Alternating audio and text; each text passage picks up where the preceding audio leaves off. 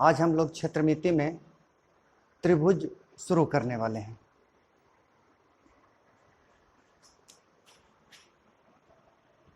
क्षेत्रमिति,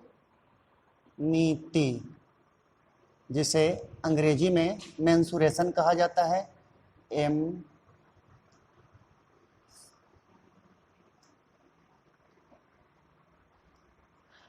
mensuration अपने आप में बहुत ही आकर्षक वर्ड है।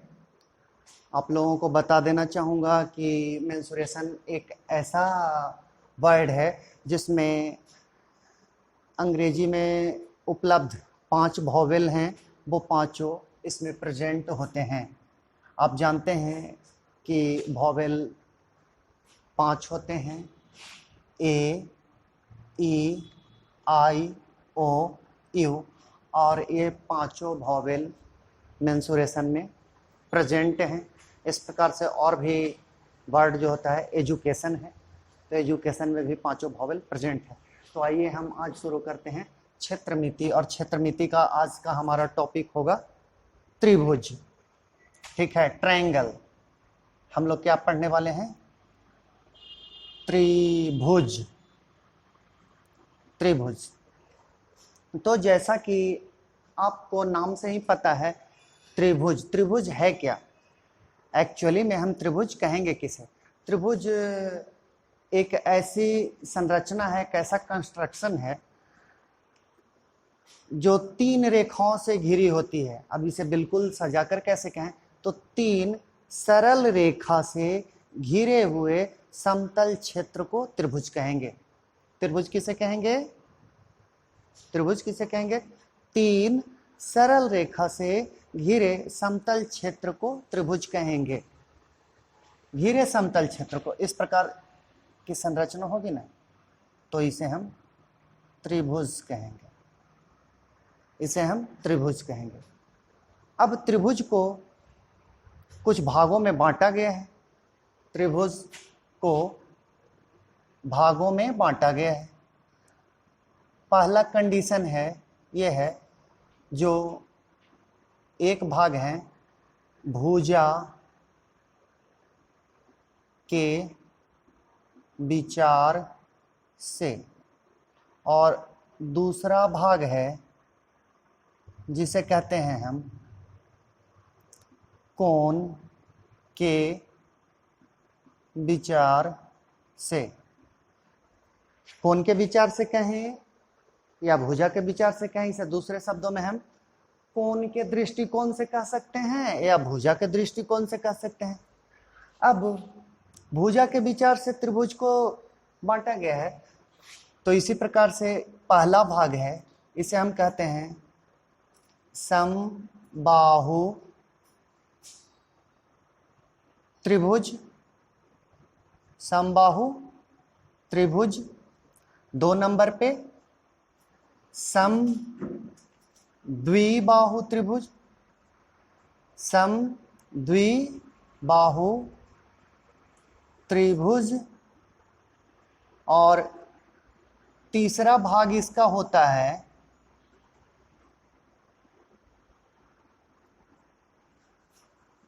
विषम बाहु त्रिभुज। विषम बाहु त्रिभुज।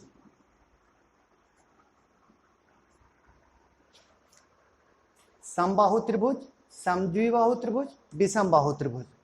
कोण के विचार से भी इसके 3 भेद।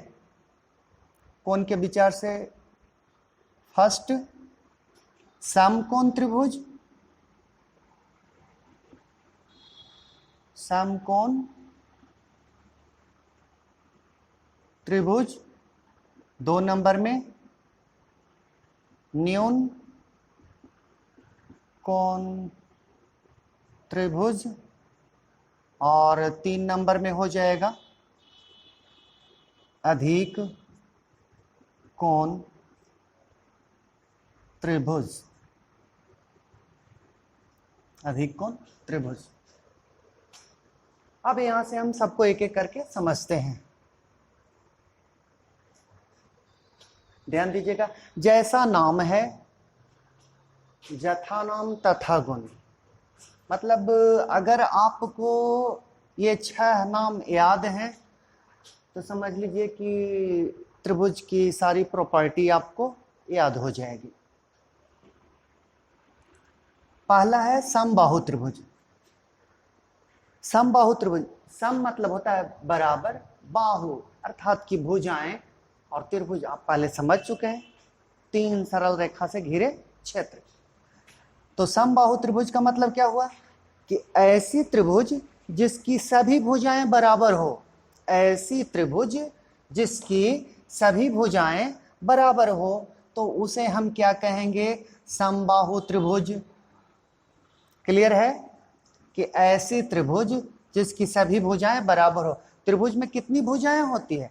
तो त्रिभुज में 3 भुजाएं। अगर हम इस तरह से समझें कि हमारे पास त्रिभुज जो दिया हुआ है वो ए, बी और सी है, तो हमारे पास जो भुजा होगा अर्थात साइड, तो क्या हो जाएगा? ए बी, बी सी और ए सी। ये हमारे पास 3 भुजाएं होंगी। किसी भी त्रिभुज में 3 भुजाएं होते हैं। उसी प्रकार से 3 कोण होते हैं। कोण, हम इसे कोण ए भी लिख सकते हैं, कोण बी भी लिख सकते हैं, कोण सी भी लिख सकते हैं, या फिर इसे और दूसरे तरीके से कोण ए को ऐसे भी लिखा जा सकता है, कोण बी ए सी। कोण बी को लिखा जा सकता है कोण ए बी सी, और कोण सी को लिखा जा सकता है कोण ए सी बी। मतलब जिस कोण को दर्शाना होता है, या हम इस कोण को लिखना चाहेंगे, तो हमें क्या इस प्रकार से उसे हमेशा बीच में रखना होता है। क्लियर है? तो किसी भी त्रिभुज में 3 भुजाएं होती है, 3 कोण होते हैं और 3 शीर्ष होते हैं। शीर्ष जहां पे आकर के 2 लाइन मिलते हैं, जिस पॉइंट पे आकर 2 लाइन मिलते हैं, तो उस बिंदु को हम क्या कहते हैं? शीर्ष, या वर्टेक्स भी इसके हम कहते हैं। चलिए, तो किसी भी त्रिभुज में कितने शीर्ष हो जाएंगे? शीर्ष भी 3, ए बी और सी। ये हमारे पास 3 हो जाएंगे जो शीर्ष। ये 3 हो गए जो कोण, और ये 3 हो गए जो भुजा। तो हम समझते हैं कि आप लोग त्रिभुज की भुजा, त्रिभुज के कोण और त्रिभुज का शीर्ष समझ गए। किसी भी त्रिभुज में 3 शीर्ष, 3 भुजा और 3 कोण होते हैं। अब इसे समझने के उपरांत हम आते हैं, जिस त्रिभुज की तीनों भुजाएं बराबर होती है, इस प्रकार की जो लाइन दी गई है, तो तीनों भुजाएं बराबर होंगी, तो हम उसे क्या कहेंगे? समबाहु त्रिभुज। बिल्कुल सिंपल है। उसी प्रकार से दूसरे पॉइंट में आइए, तो क्या है? समद्विबाहु त्रिभुज। सम मतलब बराबर, कितना बराबर? द्वि, द्वि का मतलब 2, और बाहु का मतलब भुजा। जिस त्रिभुज की 2 भुजाएं बराबर होगी, तो उसे हम क्या कहेंगे? समद्विबाहु त्रिभुज।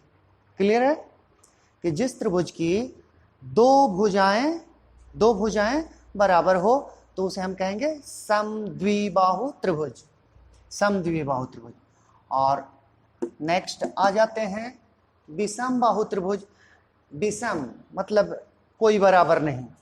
जिस त्रिभुज में कोई भी भुजा बराबर नहीं होंगी, तो उसे हम क्या कहेंगे? विषमबाहु त्रिभुज।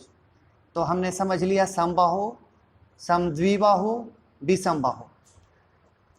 अब अगर हमें किसी भी त्रिभुज का क्षेत्रफल निकालना हो, जिसकी भुजाएं हमें मालूम हो, थोड़ा ध्यान देंगे। सपोज कीजिए कि हमारे पास एक ऐसा त्रिभुज है, ए बी और सी, जिसमें हमारे पास ए बी का लेंथ 10 सेंटीमीटर, ए सी का लेंथ 8 सेंटीमीटर, ऐसे ले लेते हैं 8 नहीं, इससे तो बड़ा ही है, तो इसलिए 12 सेंटीमीटर मतलब 12, और इसका रख लेते हैं हम कि 14 सेंटीमीटर है। 10 सेंटीमीटर, 12 सेंटीमीटर और 14 सेंटीमीटर है। और इस प्रकार दिया और एक है कि कहा जाए कि इस प्रकार के त्रिभुज का क्षेत्रफल यानी कि एरिया फाइंड आउट कीजिए, तो क्या करेंगे? ऐसे त्रिभुज का क्षेत्रफल निकालने के लिए हम एक चीज को समझते हैं। पहले हम इस त्रिभुज की अर्ध परिमिति मालूम करेंगे। अर्ध परिमिति का मतलब समझते हैं? परिमिति मतलब होता है किसी भी क्षेत्र का एक चक्कर लगाना, उसके सराउंड एक बार घूम के आना, उसके चारों ओर की दूरी तय करना, उसकी परिमिति कहलाता है। और अर्ध परिमिति, अर्ध का मतलब होता है आधा, हाफ, ठीक है। तो अर्ध परिमिति को क्या कहा जाता है? अर्ध परिमिति को हम s के द्वारा निरूपित करते हैं, s के द्वारा। और s इक्वल टू क्या होता है? a प्लस बी प्लस सी बटा 2। यहाँ पे a b c क्या होता है? तो a b c ये जो दी गई भुजाएं हैं वो उन्हें व्यक्त करती है। a b c, किसी भी त्रिभुज में 3 भुजाएं होती है, तो तीनों भुजाओं की लंबाइयों को हम a b c के द्वारा व्यक्त करते हैं। यूं कहें तो a बराबर हम 10 रख सकते हैं, b बराबर 12 रख सकते हैं और c बराबर 14 रख सकते हैं। तो इस प्रकार से हम अर्ध परिमिति इनका निकाल सकते हैं। और जब अर्ध परिमिति निकाल लेते हैं तो इस प्रकार के त्रिभुज का क्षेत्रफल निकालने के लिए हम हीरो का सूत्र लगाते हैं, जिसे हीरो का सूत्र, हीरोज सूत्र, हीरोन सूत्र या हीरा का सूत्र, इन सब के द्वारा अलग अलग पुस्तकों में व्यक्त किया गया है। हीरोज सूत्र, हीरोज सूत्र क्या है? Root under s into s minus a into s minus b into s minus c। अब ये s, तो s a plus B plus C, यानी कि कहने का मतलब अर्ध परिमिति जो हमारे पास आएगा तो हम उसका मान रखेंगे। और a b c त्रिभुज की भुजाओं की लंबाइयां होंगी। त्रिभुज की भुजाएं जो होंगी उनकी लंबाइयां a b c एक्सप्लेन करती है। क्लियर है? तो इस फॉर्मूले के द्वारा हम किसी भी ऐसे त्रिभुज जिसकी तीनों भुजाएं दी जाएंगी, हम उसका क्षेत्रफल निकाल सकते हैं। और एक और फॉर्मूला समबाहु त्रिभुज के लिए स्पेशल है।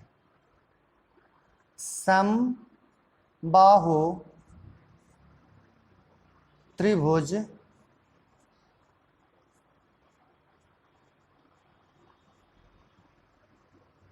समबाहु त्रिभुज का क्षेत्रफल के लिए एक फॉर्मूला है, ऐसे है। क्या होता है? √3/4 इंटू भुजा स्क्वायर। √3/4 इंटू भुजा स्क्वायर। जब समबाहु त्रिभुज का क्षेत्रफल निकालना हो, यानी कि समबाहु त्रिभुज की कोई भी भुजा दी जाएगी, तो हम इस प्रकार से उसे निकाल सकते हैं इस सूत्र की मदद से। √3/4 भुजा स्क्वायर, भुजा यानी कि साइड स्क्वायर, ए स्क्वायर, जो भी कुछ कह सकते हैं। भुजा मतलब कि किसी भी एक साइड का जो लेंथ दिया हो रहेगा उसे हम इस स्थान पर रख करके और इसे सॉल्व करेंगे, तो इस प्रकार से हम समबाहु त्रिभुज का क्षेत्रफल निकाल लेंगे। क्लियर है? अब नेक्स्ट टॉपिक है कोण के विचार से। तो कोण के विचार से त्रिभुज, कोण के विचार से है जो इसे हम अगले टॉपिक में कवर करने वाले हैं। आज तक इतना ही। आप इसे देखिए, प्रैक्टिस कीजिए, दोहराइए। अगर एक बार में समझ में नहीं आता है तो फिर से वीडियो को पीछे करके देखिए। हम समझते हैं कि आपको पूरा समझ में आएगा और बिल्कुल अच्छा लगेगा। जय हिंद।